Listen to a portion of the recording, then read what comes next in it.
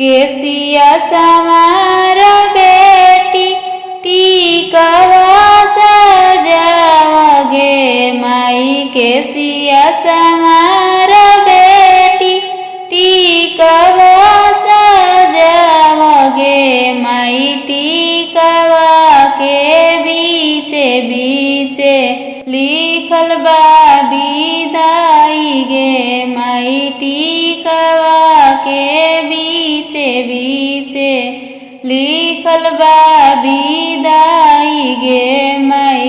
घरवा में मम्मी रोवे दुआरा पर पापा गे माई। घरवा में मम्मी रोवे दुआरा पर पापा गे माई। डोलिया धर के भैया रोवे अब बहिनी छूटल गे माई। डोलिया धर के भैया रोवे अब बहिनी छूटल गे माई।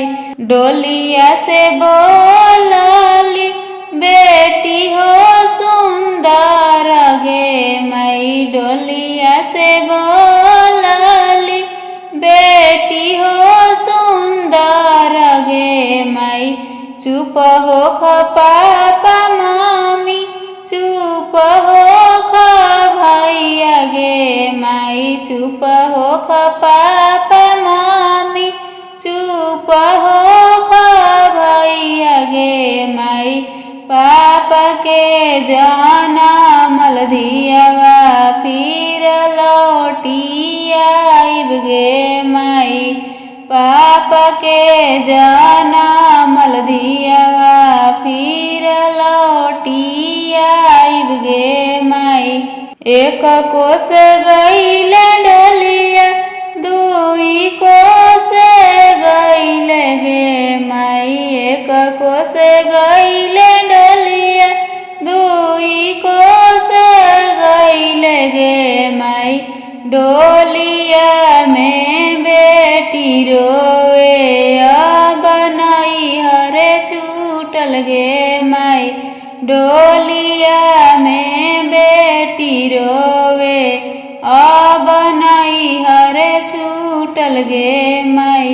करवा चढ़ल आवे दूल्हा सुंदर गे माई। करवा चढ़ल आवे दूल्हा सुंदर गे माई। चुप हो ख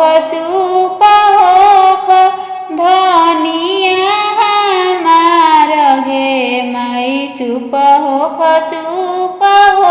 ख धनिया हमार गे माई। चल धनिया अपन घरवा अब नैहर छूटल गे माई। चल धनिया अपन घरवा अब नैहर छूटल गे माई। केसिया समार बेटी टीकवा सजावगे माई। केसिया समार बेटी टीकवा सजावगे माई। टीकवा के बीचे बीचे लिखल बा विदाई गे माई। टीकवा के बीचे बीचे लिखल बा विदाई।